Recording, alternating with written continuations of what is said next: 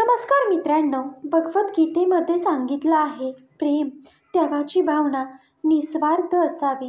कारण प्रेम ते नाही जे हिसकावून घेतलं जातं किंवा मागितलं जातं. याउलट प्रेम हे आहे जे वास्तवात त्यागाची भावना आहे. प्रेम कोणावरही केलं जाऊ शकतं आणि प्रेमामध्ये कसलेही बंधनं नसतं. राधा आणि कृष्णाचं प्रेम कहाणी आपल्याला शिकवते की खरं प्रेम बंधनाशिवाय, कोणत्याही ईर्ष्याशिवाय आणि कोणत्याही अपेक्षेशिवाय होतं.